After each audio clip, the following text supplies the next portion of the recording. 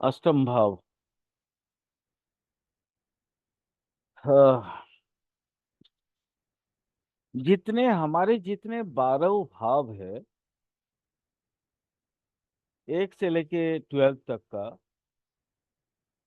उसमें सबसे ज्यादा 8 हाउस का महत्व मेरे ख्याल से सबसे ज्यादा है। क्या कारण है? मैं क्यों बोल रहा हूँ कि अष्टम भाव का महत्व सबसे ज्यादा है? कारण यह है कि अष्टम भाव वो भाव है जिससे हमें हमारी पूरी लाइफ की क्या जर्नी हो सकती है, एक सेल्फ एक आइडिया मिलता है। जैसे लग्न से एक आइडिया मिलता है कि इंसान कैसा है, वो क्या कर सकता है, क्या नहीं कर सकता है, वो किस हिसाब से कहाँ कैसे जा सकता है, क्या कर सकता है, और उसकी जॉब कैसा होगा, या नौकरी करेगा या बिजनेस करेगा। जैसे लगन से बोल सकते हैं, वैसा ही हम अष्टम से, वही 8 हाउस से भी वही सारी चीजें बता सकते हैं। क्या क्या बता सकते हैं? नंबर 1, 8 हाउस से हमें जीवनी शक्ति पता चलता है, यानी the immunity of a person. उस व्यक्ति के अंदर जैवनिक ताकत कितना है, उसके लाइफ स्ट्रेंथ क्या है, उसकी इम्यूनिटी कितना है, वो जीवन में मतलब क्या बोलते हैं वो, अ, शारीरिक रूप में रहने के बाद भी उसके टोटल बॉडी का स्ट्रेंथ, मेंटल स्ट्रेंथ और स्पिरिचुअल स्ट्रेंथ, वो पता चलता है 8 हाउस से।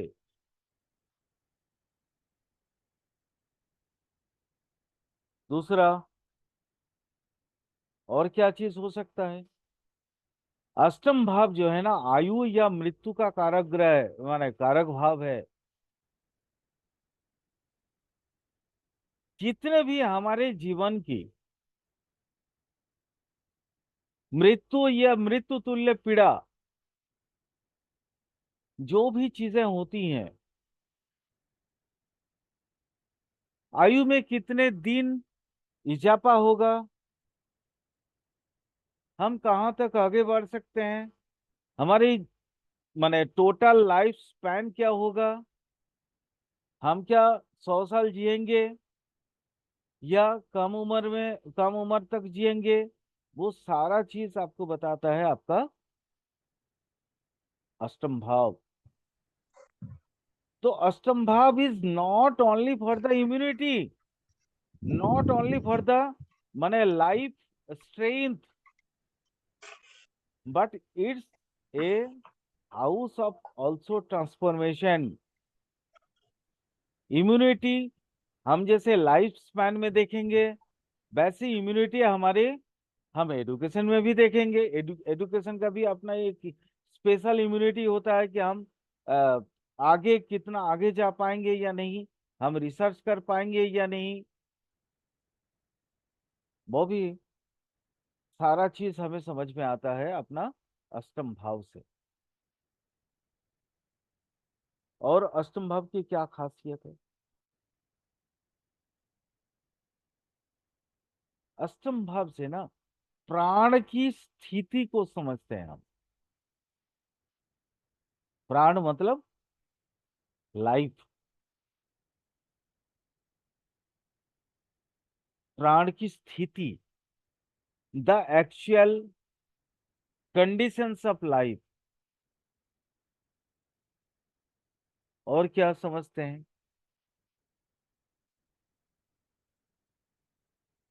लाइफ की द अर्थ, अर्ज ऑफ लाइफ मतलब कहाँ लाइफ की परिणति क्या होगा, क्या होगी, हम जीवन की जो दिशा दशा देखना चाहते हैं, वो दिशा दशा किस ओर है, ये भी अष्टम भाव से पता चलता है। और क्या पता चलता है?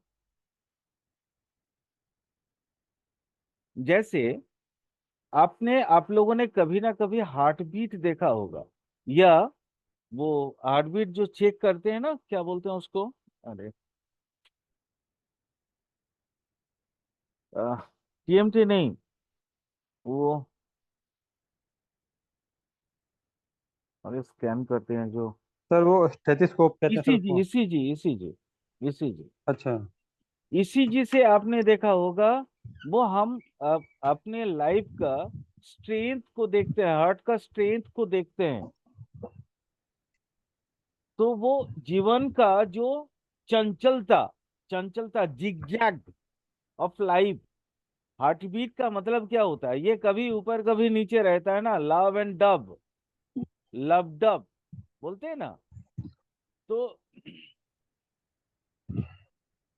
ये जो कंडीशन है, स्पंदन और फिर बंधन, एक मुट्ठी बांध लेता है फिर खोल लेता है, ये तो यही तो है जीवन की चंचलता, जीवन की माधुर्यता यही है। हम क्या कर सकते हैं क्या नहीं कर सकते हैं, वो हमारी उमंग पे डिपेंड करता है, हमारी स्ट्रेंथ पे डिपेंड करता है, हमारी उद्यमशीलता पे डिपेंड करता है। ये सारी चीजें हम एक अष्टम भाव से ही देखते हैं। अष्टम भाव से और क्या देख सकते हैं? हाँ, ऑब्वियसली मृत्यु को देखेंगे। मृत्यु वो एकदम 100% अष्टम भाव से देखा जाता है। अष्टम भाव से हम पुनर्जन्म को भी देखते हैं। वैसे भी अष्टम भाव चूंकि ट्रांसफॉर्मेशन का बोलते हैं, हम हमेशा ट्रांसफॉर्मेशन, जैसे एक ही लाइफ में एक स्टेज से अनदर स्टेज होता है, वैसे ही एक ही आत्मा के लिए एक शरीर से दूसरा शरीर भी होता है, वो भी ट्रांसफॉर्मेशन है एक तरीके से। यानी पुनर्जन्म को भी अष्टम भाव से ही देखा जाता है। अष्टम भाव से हमारी स्पिरिचुअलिटी की जो दोष और गुण है, वो हम देखते हैं। कैसे? क्योंकि अष्टम भाव द मतलब वो क्या होता है ना, जैसे एक पेड़ होता है, पेड़, आप पेड़ की सिर्फ ऊपर को ही देख के आप पेड़ को अंदाजा नहीं कर सकते हैं। पेड़ को मान लीजिए आपने एक पेड़ को देखा, पेड़ का ऊपर वाला हिस्सा आपने काट दिया, कुछ दिन के बाद देखना वहां से एक नया पेड़ निकल के आया है, क्योंकि उसके जड़ें बहुत गहरी जाती हैं। ये जो जड़ है हमारी, ये जब हम शिव शंभु से निकल के, सदाशिव से जब निकल के हम जीवात्मा के तौर पे बाहर आते हैं, और 84 लाख योनि को आई मीन पर्याय क्रम से जो है पार करके मनुष्य योनि हमें मिलता है, तो इसमें ये जो एक लंबा दूरी जो हमने तय किया, तो हमारी भूल त्रुटियां तो होंगी होंगी ना। मैंने कभी अच्छा कर्म किए भी होंगे, कभी बुरा कर्म मेरे ज्ञानवश या अज्ञानवश भी तो हुआ होगा। जानबूझ के कोई पाप नहीं करता है, लेकिन अनजाने में भी तो कुछ ना कुछ हो जाता है ना, वो भी अष्टम भाव से देखा जाता है। अष्टम भाव इसलिए बहुत बड़ा है। अष्टम भाव को नापने के लिए पूरा मतलब आप पूरी चीजों को पहले समझ लें। आज के क्लास में सिर्फ मैं परिभाषित करने की कोशिश करूंगा, उसके बाद फिर कल से अष्टम भाव की विचार कैसे किया जाए, यानी विचार संकेत किस ओर से कैसे किया जाए, ये सारी चीजों को समझेंगे। बट पहले तो अष्टम भाव को समझ लें। देखिए, मैं आपको फिर से दोबारा बोल रहा हूं जो शुरू में बोला था कि लगन भाव से जैसे जातक के पूर्ण चीजों के बारे में हमें पता चलता है, लगन के बाद मैं समझता हूं 1 से लेकर 12 भाव का सबसे मुख्य भाव जो है अष्टम भाव है। यहाँ आजकल के जमाने में थोड़ा सा लोग मेटीरियलिस्टिक ज्यादा हो गए हैं, बोल के अष्टम भाव को पीड़ा पीड़ा पीड़ा पीड़ा पीड़ा का भाव बोल के माने थक रहे हैं। बट अष्टम भाव पीड़ा का नहीं है, और ना था, ना है, ना रहेगा।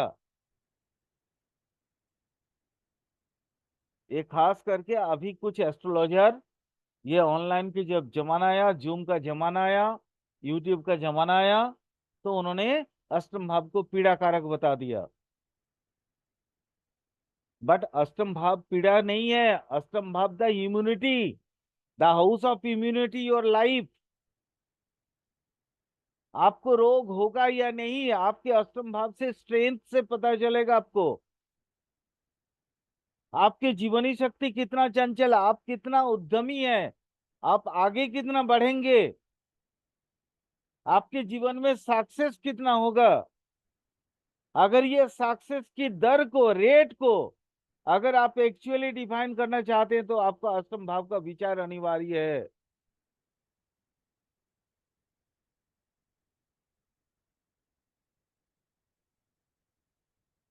क्योंकि जो प्राण शक्ति है, प्राण का जो ऊर्जा है, जो एनर्जी,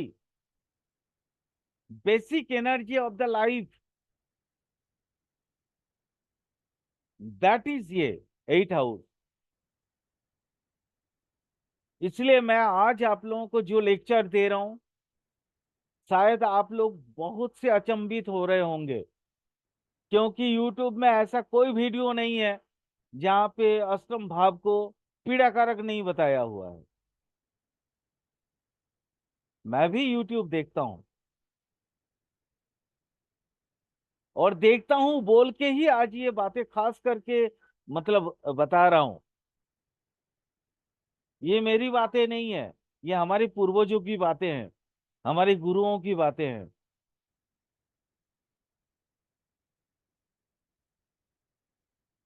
अष्टम भाव जैसे एक छलनी होता है ना, छलनी, ये खास करके मैं, आप में से कौन कौन चाय बनाए मुझे बताओ।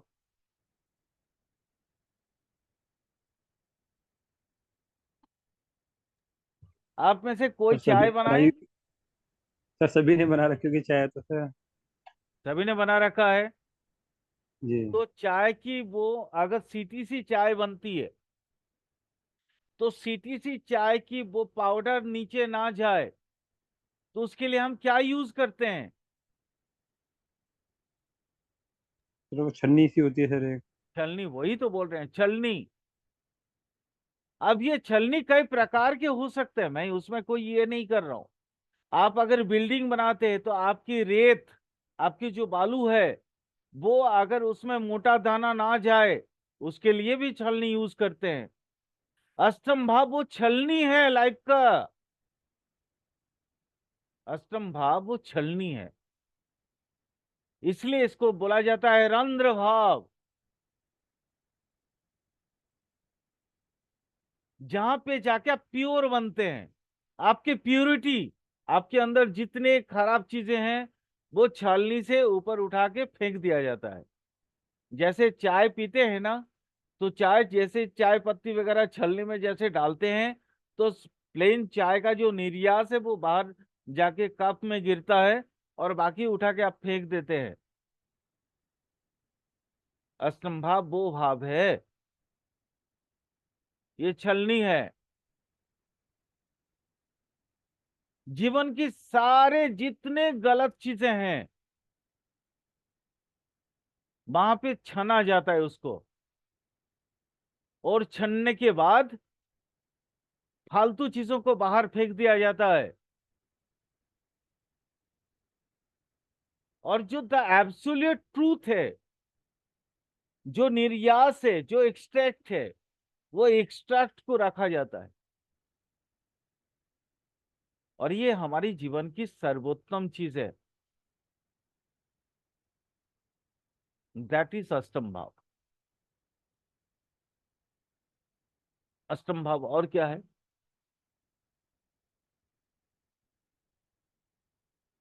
अष्टम भाव, अष्टम भाव का मतलब होता है ना, जैसे मान लीजिए, एक सेकेंड, थोड़ा सा टाइम दीजिएगा, एक सेकेंड।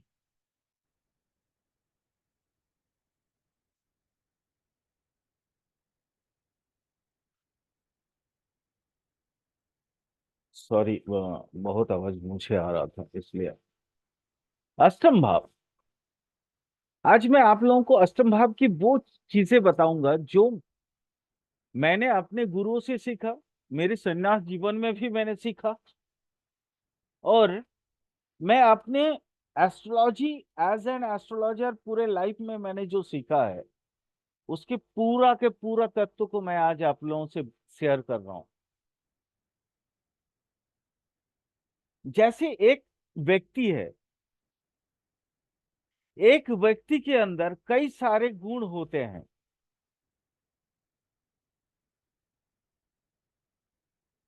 जैसे उसका सुख दुख, वो नापने का एक कुंजी होना चाहिए कि कितना सुखी होगा, कितना दुखी होगा।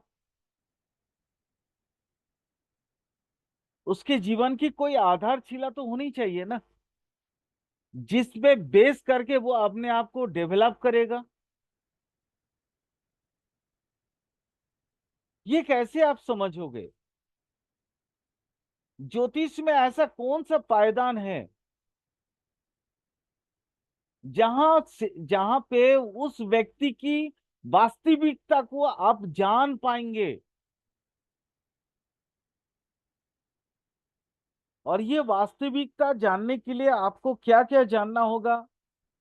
उसके इमोशन, उसके गुस्सा, उसके अंदर जो निरंतर प्रवहमान जितने इमोशंस हैं, आवेग, आवेश इत्यादि जितने भी, मतलब ये जो इमोशंस खेलता है, प्रेम, दुख, दर्द,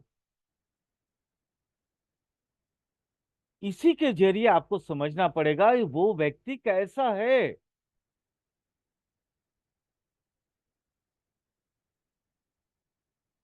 मान लीजिए, एक जस्ट छोटा सा एक एग्जांपल देके मैं आप लोगों को चीजों को और क्लियर करना चाहता हूं। एक व्यक्ति का अष्टम भाव में गुरु है।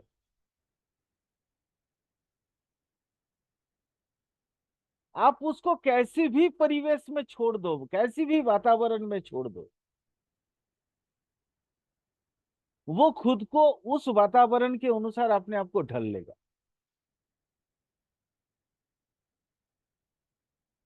वही अगर शनि है तो वो क्लिष्ट हो जाएगा अपने आप में,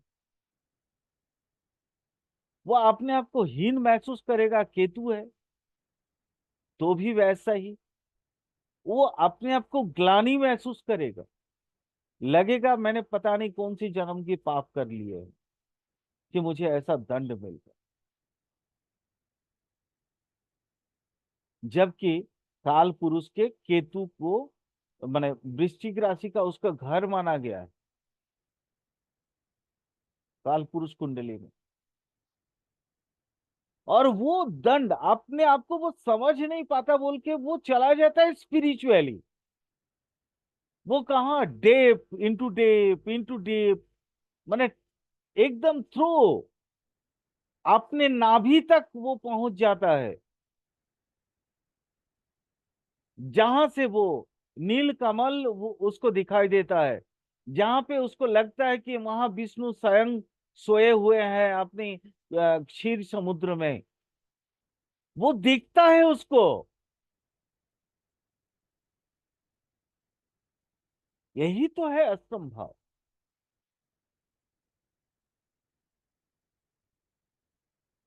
अगर जीवन जीवन में हमें दर्द ना मिले तो हम ईश्वर की तरफ जाएंगे कैसे? हरिओम नमः शिवाय एक बार बोलने से ये जो दिल के अंदर जो राहत, जो सुकून पैदा होता, ये सुकून हमें मिलेगा कब? ओम नमः भगवते वासुदेवाय, ये बोलने के बाद अपने अंदर जो एनर्जी क्रिएट होता है, जिस एनर्जी के नाव में चल के हम जीवन के कई सारे दुखों का नदी को पार कर देंगे, इसकी जो प्रतिस्पर्धा, इसकी जो ऊर्जा का जो सोर्स है ना, दैट इज अष्टम हाउस। लोगों ने इसको पीड़ाकारक बना दिया,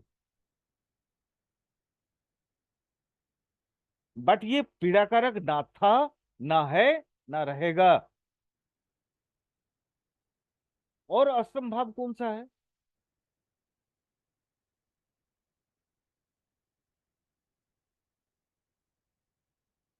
आप एक चीज समझिए, मैंने इसको रंध्र भाव बोला है। रंध्र भाव आपने समझा होगा, मैं चलने की उदाहरण दिया। हमारे हमारे शरीर में भी एक ऐसी रंध्र है जिसको नासिका बोलते हैं। नासिका की दो, नाक के अंदर दो रंध्र होते हैं, दो छेद होते हैं, जिसके जरिए हम क्या करते हैं, अपने वायु की आवागमन और बहिर्गमन करते हैं, सांस लेना और सांस छोड़ने का काम करते हैं। अगर सांस लेना और सांस छोड़ना हम भूल जाएं तो हमें क्या नाम दिया जाएगा अनुज?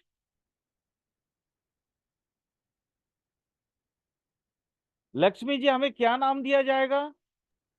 सर डेथ मतलब मृत्यु का कहेंगे सब कि भाई मृत्यु हो सब गई। सब हमें नाम दिया जाएगा सब देह। जी।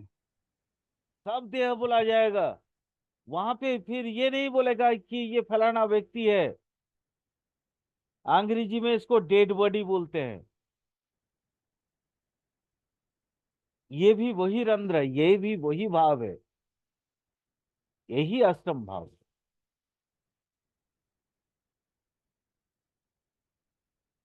आप लोग समझ रहे हो ना मैं क्या बोलना चाह रहा हूं? समझ में आ रहा है या नहीं आ रहा है? अगर नहीं आ रहा है तो फिर इतना जी सर। बेकार का बकेंगे नहीं फिर। लक्ष्मी जी, जी सर जी। जी समझ में आ रहा है, लेकिन एक प्रश्न है हमारा। बोलिए। अगर अष्टम भाव में इतनी अच्छाइयां निकल के आती हैं जो हमको परमात्मा से जोड़ती हैं, तो फिर यस, हम 6 8 12 को इतना बुरा क्यों कहते हैं? वो दुस्थान इसलिए बोलते हैं माने आपका मैटेरियलिस्टिक लाइफ की वजह से, हमारी और जीवन इसको की। अष्टम भाव को अगर अगर अष्टम भाव को हम मृत्यु से जोड़ते हैं, तो उस रेफरेंस में तो हम इसको अष्टम भाव को गलत नहीं मानेंगे, क्योंकि जन्म है तो मरण है ही है। बिल्कुल, मैं तो वही आप लोगों को समझाने की कोशिश कर रहा हूँ। रंध्र भाव, क्योंकि हमारे ब्रह्म रंध्र से ही हमारे प्राण निकलते हैं। वो ब्रह्म रंध्र का कारक ग्रह, कारक भाव जो है अष्टम है। एक्चुअली सर अगर लक्ष्मी जी, अष्टम भाव, जी जी एक्चुअली जी सुन बोलिए। लीजिए, हमारे जी जीवन का ना तीन मूल आशय होता है। पहला मूल आशय जीवन जीविका, जी दूसरा मूल आशय वंश परंपरा, जी और तीसरा मूल आशय मोक्ष। ये तीन ही मूल आशय होते हैं। तो हम लगन के अनुसार आप देखिएगा 1 5 9, ये जो त्रिकोण या लगन के एवज में जो केंद्र वगैरह बना हुआ है, वहां पे आपको कैसे माने लगन को कैसे डेवलप किया जाए, वो सारे तत्व वहां पे बताया हुआ है। ठीक है।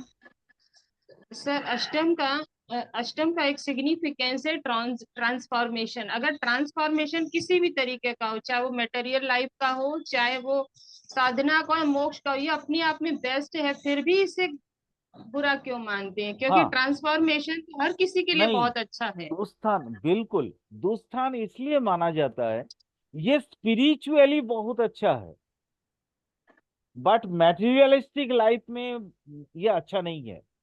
मैंने अभी थोड़ी से पहले आपको बताया कि ये केतु का मूल घर माना गया जी है ना। लेकिन वहां जी जाके केतु भी खुश नहीं रहता, क्योंकि केतु को भी वो चाहत नहीं मिल पाती, मतलब वो जो चाहता है ना, उसका जो डिजायर है, केतु का डिजायर क्या है? हम अहम ब्रह्मोस्मा, हम वो ब्रह्म है, वो जिसे मैं इतने दिन से जीना चाहता हूँ, जिस ब्रह्म को देखना चाहता हूँ, जिस ब्रह्म में लीन होना चाहता हूँ, उस ब्रह्म को अष्टम भाव के अलावा किसी भाव से दिखाई नहीं पड़ेगा। और वहां पे जाके उसको ना त्यागना बनाए, ऐसे तो केतु का काम ही त्याग देना, लेकिन त्यागने के बावजूद भी उसको खोजने से नहीं मिलता, क्योंकि वहां समय लगता है, टाइम टेकिंग भाव है, जिसके कारण इसको दुस्थान बोला गया। अब आप समझे?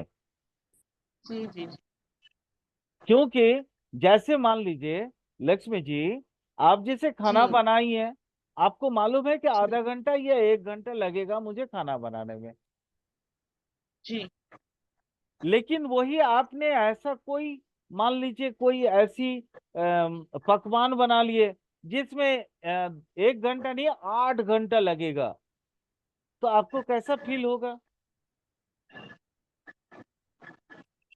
भूख आपकी लगी हुई है, और आपने ऐसी पकवान बना लिए जो आपको ना उबाल के रखना पड़ेगा 8 घंटा, और आपका मन है नहीं मैं वही खाऊंगी, कैसा फील होगा बताइए ना। ये तो देखिए सोच के ऊपर निर्भर है कि सामने वाला क्या सोच के बना रहा है या किस तरीके से बना रहा है। मैंने बोला आपका भूख लगी है, और आपने आपने बोला नहीं आज फलाना वही पकवान मैं खाऊंगी। ठीक है, आपको मालूम नहीं था कि वहां 8 घंटा का वक्त लगेगा। आपने अपने माँ से पूछा और बोला कि माँ ये पकवान मैं खाना चाहती हूँ, तो बताओ ना कैसे कैसे बनाया जाए। तो जैसे जैसे उन्होंने बोला वैसे वैसे बना लिए आपने। फिर माँ ने बोला लास्ट में, बोला बेटा इसको 8 घंटा के लिए ढक देना।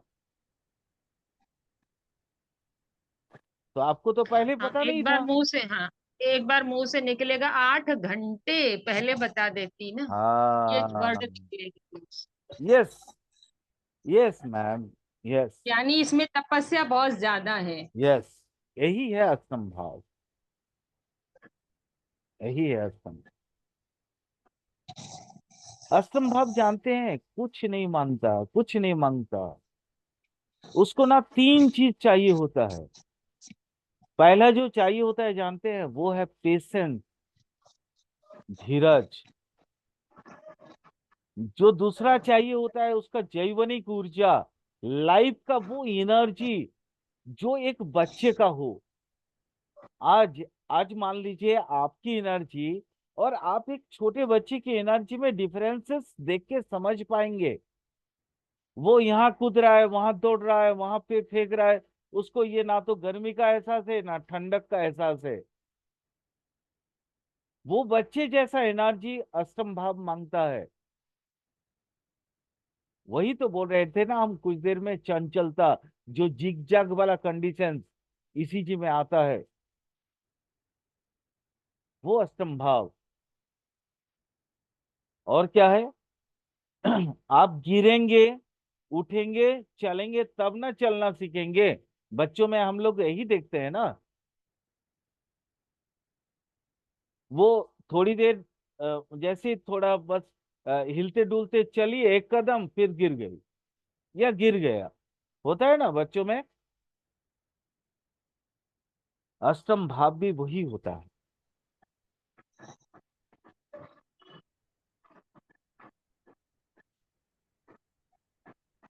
और अष्टम भाव क्या है?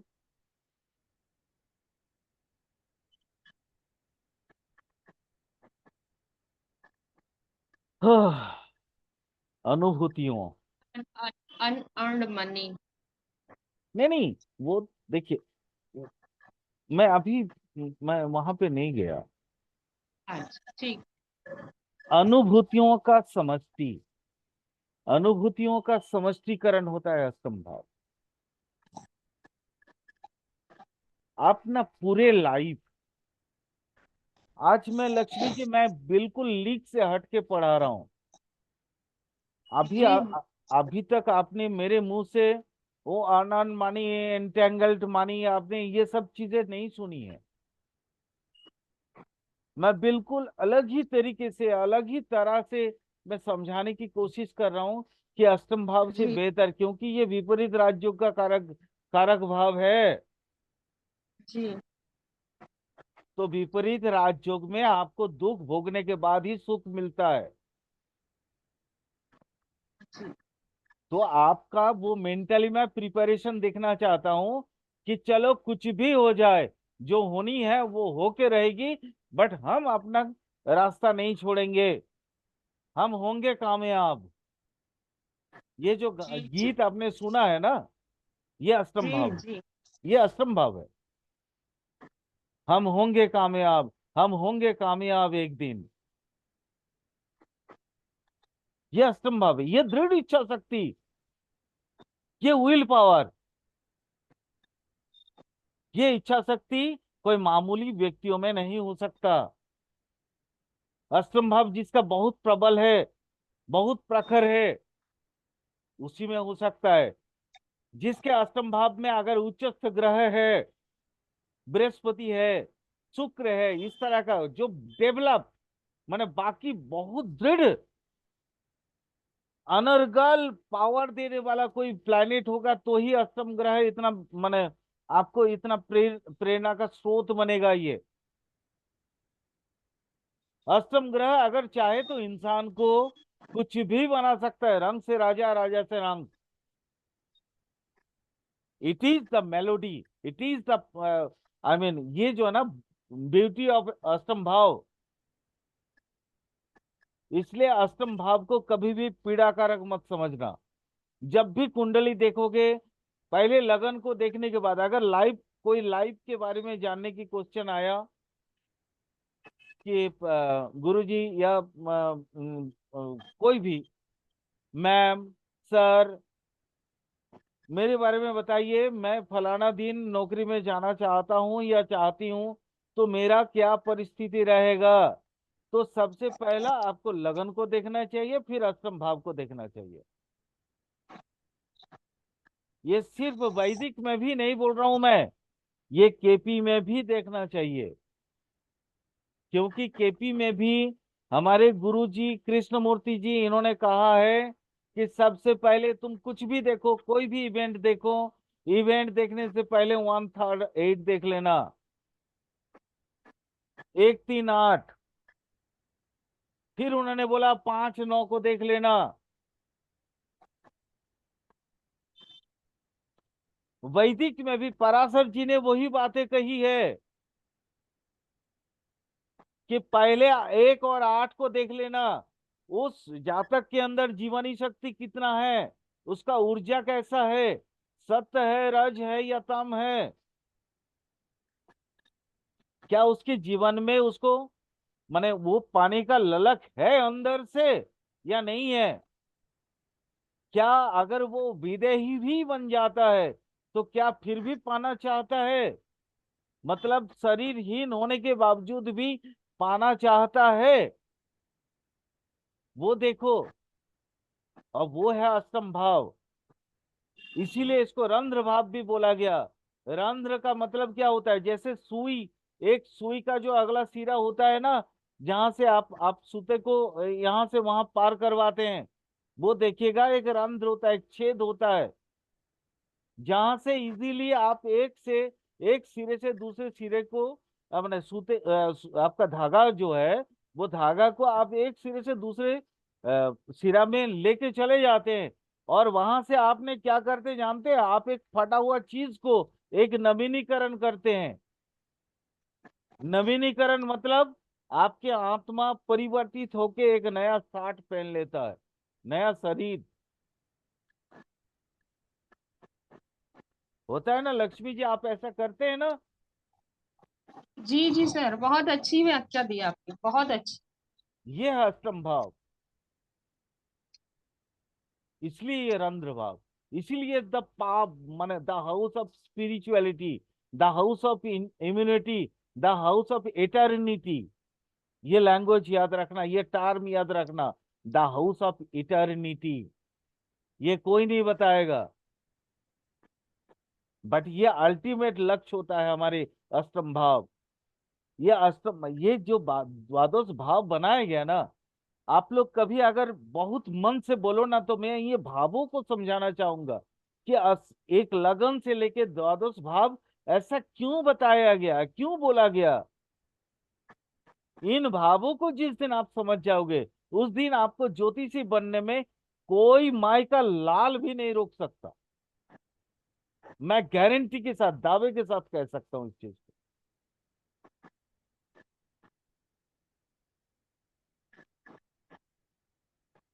समझा अब दीजिएगा जब जी, आपको मौका लगे। आप समझा दीजिएगा भावों को जब आपको मौका लगे, जब सही लगे समय। बिल्कुल बिल्कुल, मैं जरूरत पड़े तो अलग से एक दो क्लासेस और करके, मतलब ये जैसे अष्टम भाव को मैं बता रहा हूँ ना, वैसे सारे भावों का एक निचोड़ है, एक कारण है। बिना कारण का कोई भी कार्य होता नहीं लक्ष्मी जी। आज हम आप जुड़े हैं, इसके पीछे भी कोई ना कोई कारण है। बिना जी कारण का कोई कार्य नहीं होता। और देखिएगा, आपने, आप ऐसा भी होता होगा, आपको लगेगा कि फलाना जगह, अरे ये जगह तो मैं पहले भी आई होंगी। आपके दिमाग में एक अजीब सा